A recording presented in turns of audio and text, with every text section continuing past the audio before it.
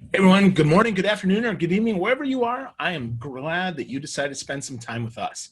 So I'm curious, have you ever felt stuck?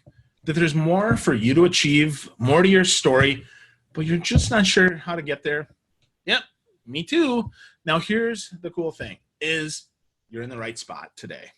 Right now, we're going to get some help. So Laura Gassner Otting helps people do just that. She's a serial entrepreneur who's started and sold a successful international executive search firm. She's built philanthropic and political action committees from scratch and was a White House appointee on the team which created the National Service Project AmeriCorps. Laura is like a punch in the face wrapped in a warm hug.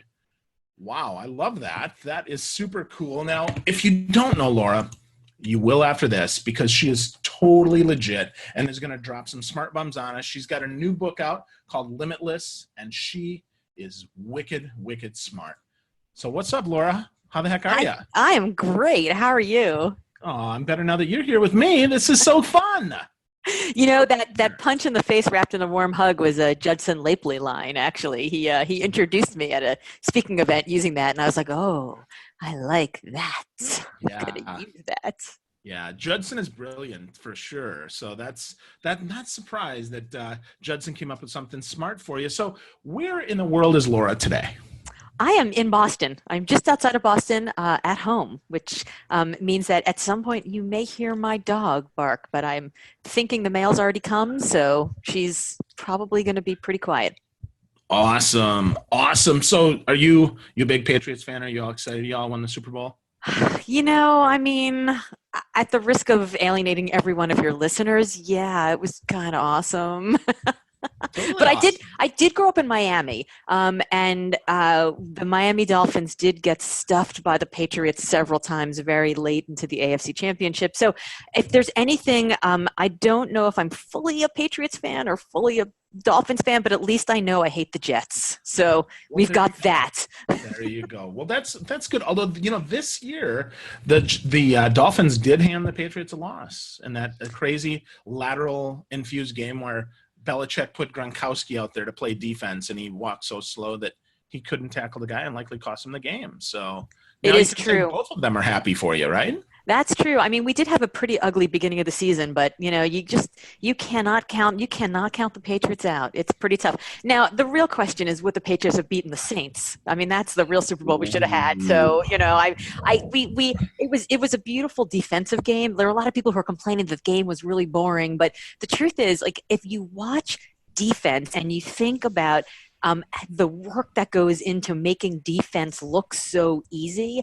And then also what you need to be telling yourself over and over and over again on the offense to just keep your head in the game. Like if what you're used to doing is throwing and running and scoring and just outscoring the other team, to be able to continue to pull yourself out of that well, I mean, that to me, it was so impressive to just watch the mental fortitude, the professionalism. And, you know, that's something you get with someone like Tom Brady and with Bill Belichick.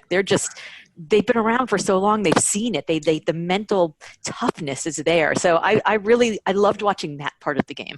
Yeah, well, absolutely. And I would say out of all the teams, truly, based on what I read in your book, I would say Tom Brady definitely gets the theory of limitlessness, right? He is totally limitless. The fact that he was a fifth, seventh round pick, 199th pick overall, that's pretty impressive because you include his family, his kids, his dad, everybody. And that guy, I mean, he's clearly doing what he loves every single day. He is doing what he loves every single day, and it's not by accident. You know, he decides every single day what his calling is going to be and then how he's going to do the work, how he's going to connect what he does every single day in order to make that happen. And you know, you can hate on the Patriots all you want, and I get it, people do, but you can't cheat all that hard work. I mean, the things that you do in the dark, in the 4 a.m. when nobody's around, that's the tough, the tears, the sweat, the man has never eaten a tomato or a strawberry or had a sip of coffee, for God's sakes. I mean, he sacrifices for the thing that he wants and he sees the results. It's pretty impressive. And as somebody who's pushing 48 in a couple of weeks, I just love that he's 41 years old. And I mean, that gives me hope.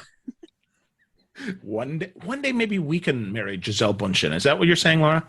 I mean, I wouldn't kick her out of my bed for eating crackers, but I don't know why else she'd be there. So. No kidding. That's funny. So, well, as a legitimate segue though, it's so interesting that that we get the kind of the Tom Brady character, if you will, even though he's obviously a person, but he's also an archetype of what you're talking about in the book, which I really like. So for those who haven't yet read Limitless, and most people haven't because I have a PDF copy early, let's talk to them about some of the stuff that's in the book. First of all, the word consonance being the opposite of the word dissonance. So set that up for us so that it'll frame our conversation today. So the idea of consonance is this idea of being in alignment, being in flow, where everything that you do is energy towards the same thing. The what you do matches the who you are. And it comes from spending 20 years of working with clients doing executive search when they would say, oh, well, this person obviously looks just like the last person I had and fits all the right qualifications and they check all the boxes in terms of, on paper, they're qualified. And I'd say, yeah, but what does success mean in your organization going forward? Does it look like what the person who was here just did, or were there problems there? And what you would find is that somebody would say, well, actually, success in 12 months and 18 months and 24 months looks like this. And so I need somebody who has these qualifications, but we're actually shifting as a culture of an organization to try to be an organization that strives towards this bigger thing. And so I would say, right, the person is qualified, but are they consonant with who you are? Are they consonant with your ethos, with your culture? And as anybody listening to your show has ever had to hire somebody or ever been hired, you know that skills are really only one part of it. It's the culture fit of the organization that really matters, because you can teach anybody skills. Culture fit's a little bit harder, right? So either the person is going to come on and they're going to be consonant with your organization and you'll be able to do big things together, or it's going to be like organ rejection. And so the idea of consonance really came from 20 years of talking to clients about, is this person consonant with you and who you are? Yeah, that makes so much sense. I mean, cultural fit and that alignment is so critical and so often overlooked, because often we'll just check the box. Oh, does this person do this? This person do that? I mean, those are things that go beyond the resume that it's really up to us to kind of demonstrate. So before we go too deep into this, give us one way, Laura, that other than obviously sitting across the table from someone, that we can see if someone is consonant with our values. Oh, well, I think it's really understanding why they do what they do. I mean, maybe it gets back to Simon Sinek's start with why, but I think when you talk to somebody about what it is that they love, what brings them joy, who they are, and how they spend their time outside of work, also, you really get to learn a lot about what they look like when they're lit up. And, I'm not saying, oh, you got to, figure out all these wonderful things that you do and then make that hobby something you get paid for. If you can do that, that's great. But I think we assume that we know what gets people excited because we're excited about something, and then we think that they're excited. In doing 20 years of search, what I will tell you is that every time an interviewer, one of my clients went in to interview the candidate at the end, and they would say, I think the interview went really well. And then I would ask them to tell me about the candidate. I would realize that the interviewer actually did more of the talking than the interviewee. Everybody thinks the conversation goes well when, they're the one doing most of the talking. I mean, hey, on this, book tour, I'm doing 1 billion podcasts and I'm doing a lot of talking. So I think they're all going amazing. But as we talked about pre-show, some podcasts are better than others because the podcasters are actually loving what they're doing. And once you talk to somebody about something that brings them joy, then you can actually see when they talk about their work, where they have joy and where they don't. Yeah. I really like that. I think that's really important. And what I'm not hearing you say is just go blindly follow your passion, right? Go work at a nonprofit. That's not what you're saying, Laura? So I think that following your passion is the world's worst advice. I think it's like the Instagram meme stepsister of the live, love, laugh tattoo, right? Like somewhere on Instagram, if you open up Instagram, you scroll maybe 10, maybe 15 down, probably not even 20, you'll find some like flaxen haired, girl with like a flower crown staring off into like a sea of flowers and says, follow your passion. And following your passion is great, and like it's the holy grail. So like by all means, let's get there. Let's figure out what we can do that, that is something we're passionate about. But I think that we often stop there and we say, okay, I'm going to follow my passion and that's going to be everything. But we forget that we're going to get beaten up by our passion, that it's going to gut us, that it's going to drain our bank account maybe in order to get there. But getting to be good at the thing about which we have passion, and then getting to be able to get paid for it, takes tenacity and grit and hunger. And those are the kinds of things that I used to interview for when I'd interview people. So, following your passion is fine, but does that passion allow you to contribute to the life that you want to have? So the book is based around this idea of calling, connection, contribution, and control. And people have to have all four elements. But if you're passionate about this calling, go follow it. If the work that you're doing connects to getting to that calling, great. But if that calling is not contributing to the life or the lifestyle that you want, you're going to be miserable and you're not going to have any control in order to have the kind of life that you want. And so following your passion is great, but it's not everything. And then working in a nonprofit, I do not want to get a ton of hate mail from your listeners, but I will tell you that working in a nonprofit is not necessarily the only way to be happy. Now, I spent 20 years placing executives in nonprofits, so please, people, go work in nonprofits. Nonprofits are wonderful. But I think that we confuse purpose and calling with higher purpose and lofty calling. And it doesn't have to be that. Your calling, it can be curing cancer, and it can be saving the whales, and it can be feeding the poor, but it can also be building your own business as an entrepreneur. It can be getting yourself out of debt for the first time in several generations. It can be working for a candidate or a leader who you love and admire. It just needs to be something bigger than you, something that it inspires you and excites you. It can be a nonprofit, but again, it really depends on what you want that contribution piece of your life to look like as well.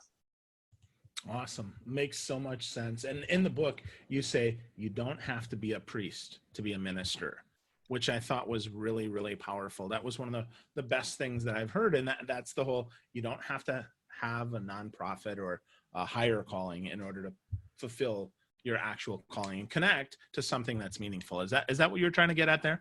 It is. So throughout the book, I interview about a dozen people who have made significant shifts in their life, in their work, to create a life that is limitless. And one of the people that I interview is a wonderful woman named Lonsdale Kister. And Lonsdale always thought that she was going to be an Episcopalian minister, and went down the path of doing it, and then hit a brick wall, basically, which was the local the local bureaucracy of how do you get through. And the guy who was supposed to help shepherd her through the process of it decided he didn't want women to be Episcopalian ministers. Whoa. And so, or Episcopalian priests, and basically made it very difficult for her to get through the bureaucracy. And so she spent her time, when she should have been doing that, working in a local nonprofit, and finding that what she really actually loved was public service. And sat down one day with the chair of the board, who said, I can tell what you want to be a minister. To be a minister, to help people, to shepherd others, to be able to have a better life. And, you don't have to be a priest to be a minister. And I thought that framing of it was so interesting. We go through life with this idea of what success should be. And it's always success defined by somebody else. It's this label of what it should be. And so she always thought success will be becoming a priest. And it turns out that her calling was really becoming a minister. And she could fulfill her calling by doing a different kind of work. And that calling actually allowed her to have a much more expansive career and a much more expansive life than if she had followed just the very specific and myopic definition that she had begun with.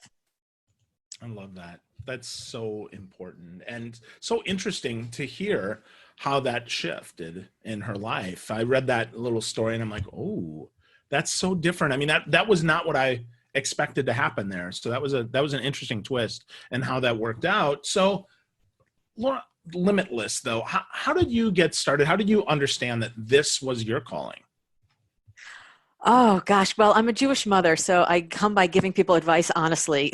It's part of my DNA. Sorry. But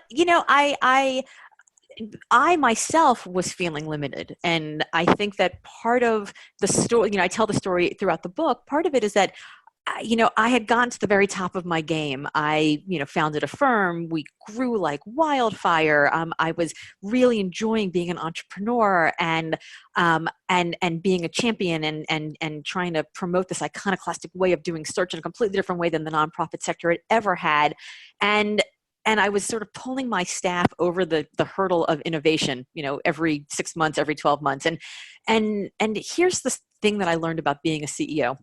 When you're the CEO of a company, it is your job to be 18 to 24 months ahead of the whole universe. You have to be out there figuring out the solutions to problems that your clients don't even know exist, right? You've got to figure out. And your team who's providing the service, if they're really good at what they're doing, they have to be thinking about today, this week, this month, maybe if you're lucky, they're thinking about this quarter, but they are delivering to your clients right now in the moment.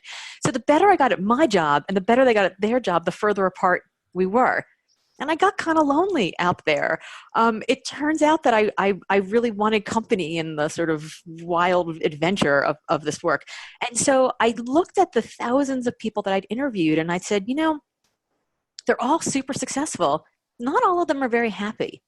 And the ones that are even like the ones that are like blowing through walls are the ones who are both successful and happy. And what makes the difference between people who can sustain this hard work and this drive over long periods of time and the ones who can? Those are the ones who really were happy and not just successful. And then I looked at myself and I was like, well, I'm successful. Am I happy?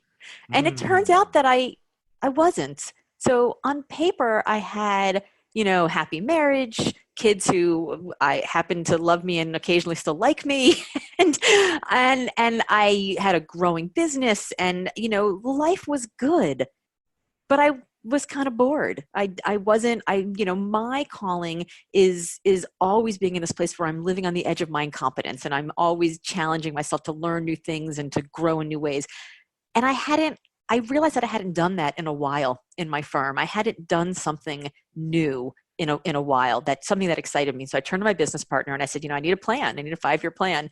And that 5-year plan resulted in me selling the business to them, my exit from the business, and then getting asked by our good mutual friend Tamsin Webster to do a TEDx talk. And then that TEDx talk got some attention, and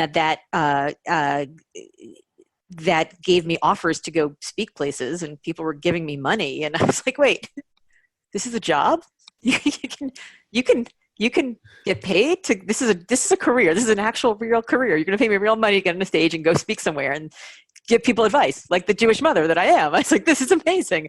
And so for me, it's really this journey has been a way to really wrap the lessons that I learned over these 20 years of interviewing people and understanding what the difference is between success and happiness, and then reflecting it through my own lens of making this massive career where I really had to think of, well, what is my calling and what is the work that I would do every single day that allow me to connect to that calling? And then how do I want that work to contribute to the kind of life that I want? And how much control do I need over all of it because of, the husband and the kids and all of the rest? And so it started off becoming this book about purpose, how to do work that matters.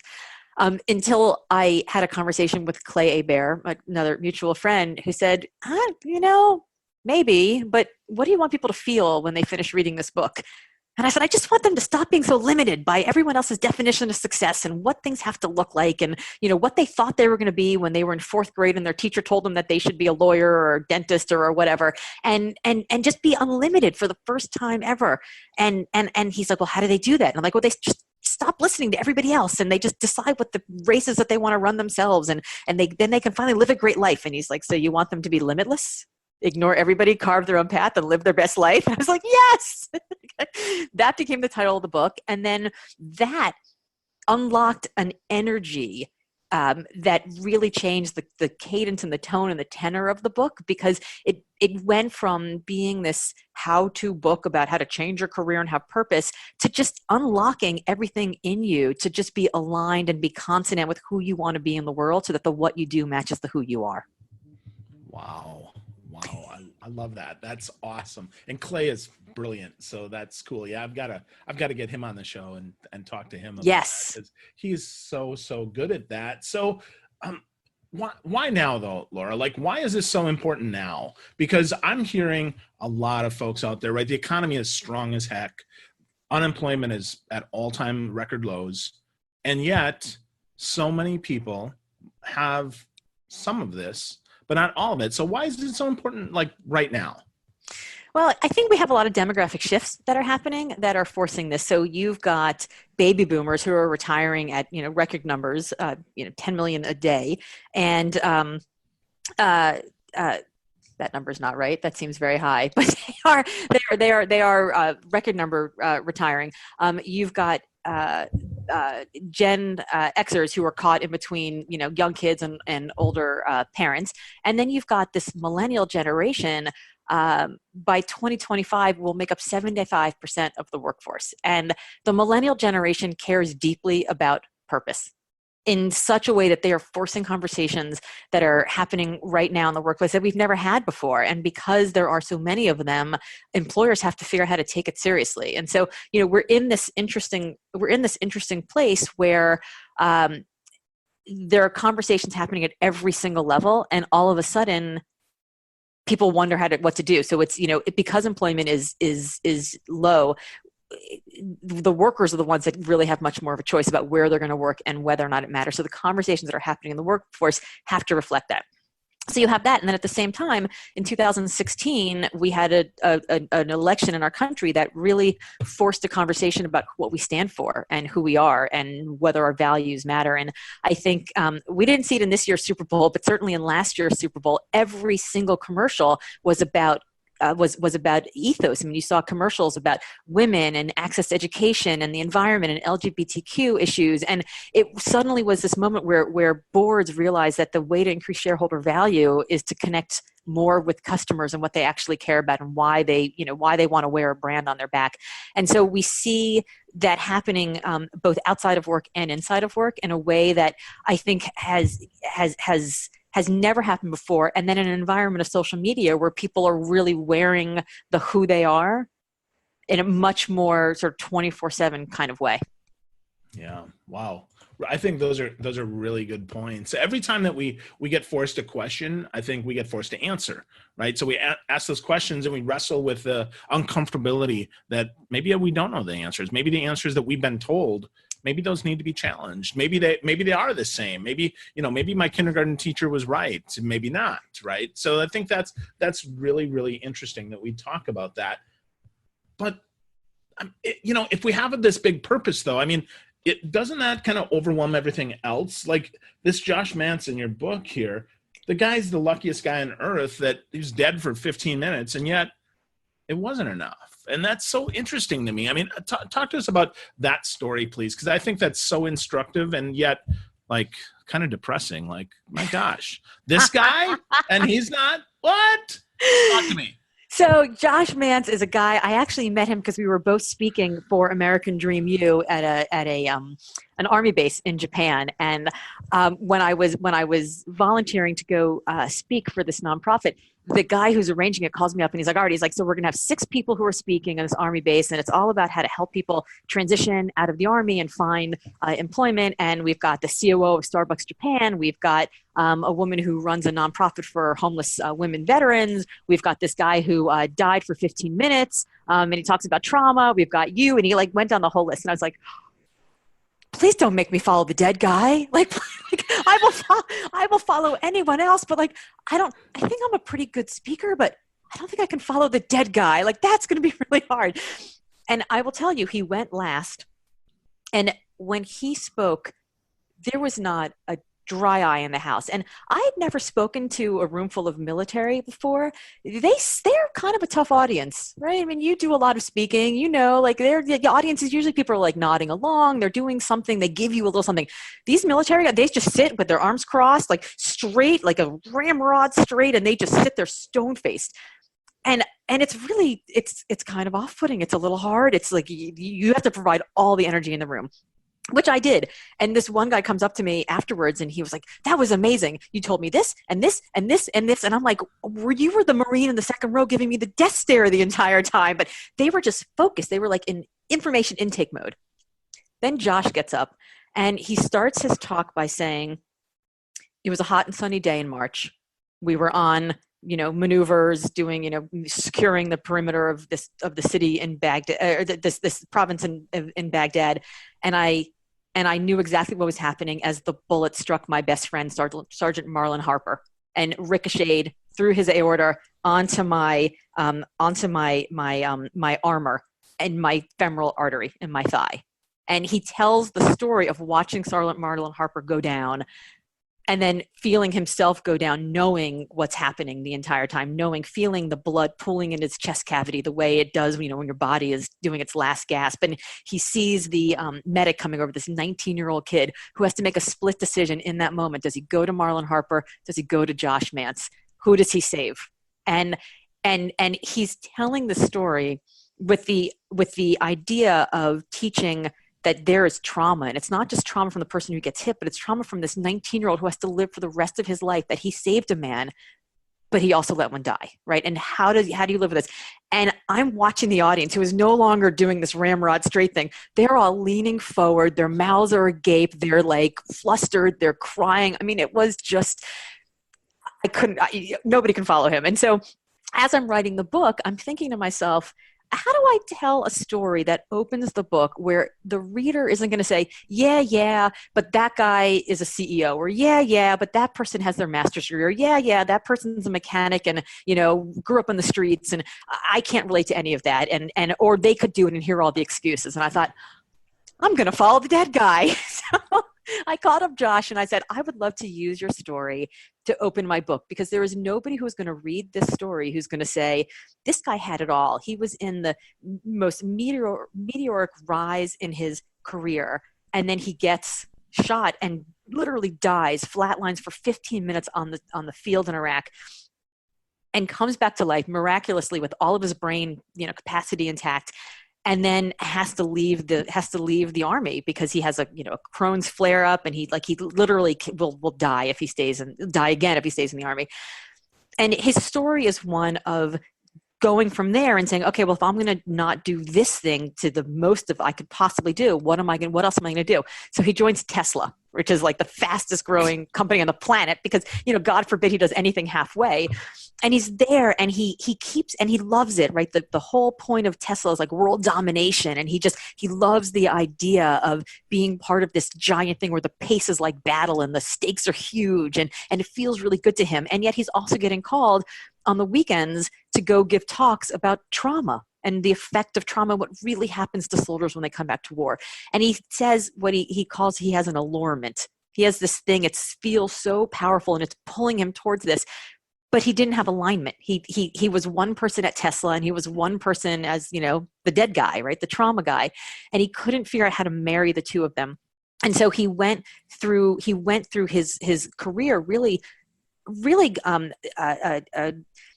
he was mailing it in both places, even though he was doing everything he could in both places. And I don't go deep into this part of the story in my book, because you should read his book, which is called The Beauty of a Darker Soul, where he talks about the suicidal spirals and, really being in these dark places with, a gun in his hand and a phone in the other, and who is he going to call and what is he going to do? And that's the moment where he realizes, like, everybody in life is telling him he's the luckiest guy on earth. Oh my God, you survived. 15 minutes, you were dead. You were the luckiest guy on earth. And he didn't feel at all lucky, because he felt like everything he was doing was battling against each other. And it wasn't until he sat down and he said, well, what do I really want to do with this life? What really matters to me? And he decided that his calling was really unlocking the truth behind trauma for not just soldiers, but also anybody who's gone through trauma, whether it's addiction, whether it's violence, whether it's, any difficulty that they've had in their life. And then he is now building a consulting firm called Asymmetric Minds, where he's working with companies and with nonprofits and with governments to really think about, how do you take this trauma mindset and build your scars into strengths. And it's all because he finally stopped and said, I don't need to be the guy who's running on the treadmill who's, oh, you're so lucky, oh, you're so successful, oh, you're so great. And I can actually be the guy who really digs into the thing that I care most about in the world. Wow, that's awesome. He's awesome. You should definitely check him out. You should have him on your podcast too. There you go. Well, make the intro. I would love to talk to him. So I served for a while as well. Nothing just traumatic as that. I got a paper cut once, and I think I stapled my finger. So I did bleed on the battlefield of The Office, but really not much. I mean, I'm no Josh Mance, not even close. But when I read that, I went and looked him up right away. And military audiences are tough. I've talked to them as well. I get to talk to them about communication sometimes, and they're fun because they do shit like this, but that doesn't mean that you're not registering with them. That's just the utmost respect that they can give you, is to give you your attention, because so much is so stupid that you're like, I'm not giving everybody my attention. But if they give you that, you did a great job, Laura. Yeah, well, I love it. I mean, I am, as you know, I in my avocation, I do a lot of political fundraising, and I spend a lot of time. My litmus test is service. So if somebody served in AmeriCorps, the Peace Corps, the military, on both sides of the aisle, actually, and that took me some time, but I figure if we're going to get people on the other side of the aisle, I'd rather have people who have a predisposition to service towards country rather than service towards self and party. And so not to get political on your show, but I do believe that I dropped out of law school to join a political campaign because I believed in this idea of service. And, service in exchange for college tuition. It's like a domestic GI Bill. And so I felt so honored to be there. And I do a lot of homework and research and prep before speeches, but I don't know that I've ever done as much as I had before this one, because I just felt like I need to get it right? Democracy is not free, and there's a price that is being paid, and I'm not paying it. And so I believe wholeheartedly that I needed to show up as my very best self, because these people are. That's awesome. That's the best gift you can give. And that's fantastic. So thank you for that. As a prior service member, that's a big deal. So thank you for that, for sure. So, well, let's move on to something a little bit lighter here. And that's something towards the end of your book. You say that Dolly Parton is your own personal life coach, and yet you've never met her. So what the heck? Is that because she does 9 to 5, or what's the deal there, Laura? Dolly Parton is the greatest human on the planet. Dolly Parton says that you should figure out who you are and do it on purpose. And can you think of anyone else on earth who has figured out who she is and does it on purpose more than Dolly Parton? I mean, I don't know what's in those dresses or those nails or those wigs, or I don't even know, but all I know is it's consonance. She is so consonant with who she is. Like she says, it takes a lot of money to look this cheap, right? Like she knows who she is, and she is out there, and she makes no sense whatsoever, like singing, the aria from Carmen on the stage of the Met. But she could work at 9 to 5 till the end of days. She sings Jolene, and it brings a tear to your eye. I mean, can you think about how many artists have covered that song, right? I mean, it's spectacular. But I love this idea of us figuring out who we are and then doing that, leaning in. So, I read Lean In when it first came out, and I didn't like it, and I felt like I was supposed to like it. I felt like I was somehow betraying the sisterhood of women that I didn't like Lean In, and so I didn't really talk about it that much. And then I started getting more and more annoyed at this idea. Like I leaned into everything in my life. I leaned into building my business. I started my business when my son was 6 weeks old, right? I'd had an unplanned C-section and still started my business when he was 6 weeks old. I could barely walk, but because I wanted to, I had to, and I needed to do everything. I needed to build my business and build my family and build my community. And I was exhausted. And the truth is that the leaning in success worked for me until it didn't, until I didn't really want it anymore. But then I started looking around, and I realized it's not working for everyone, men or women. And I started feeling really guilty about all the advice I'd given to people about, well, you just got to work harder and hustle more. And, it's all that hustle porn is terrible. And then I realized the problem wasn't that I was leaning in. It wasn't how I was achieving success, because it was really working for me. It was how I was defining success.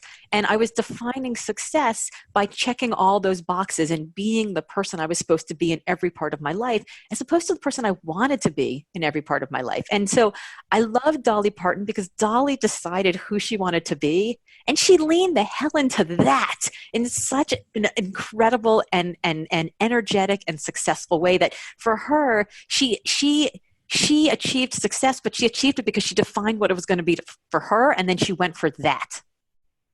Yeah. Well, and that's success. If we can figure out who we want to be that way on purpose every single day, or at least as often as we can, we're gonna be as successful as we could. But I'm going to close here with a tough question, because all this stuff, to me anyway, I feel very uplifted and very wonderful about this opportunity to get that consonance.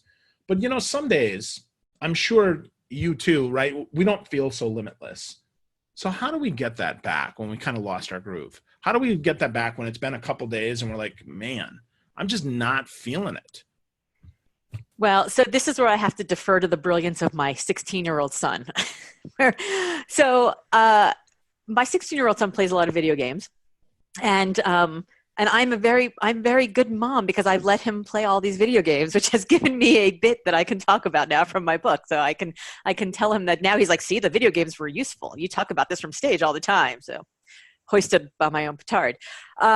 He tells me that I should go on a side quest. Do you know what a side quest is?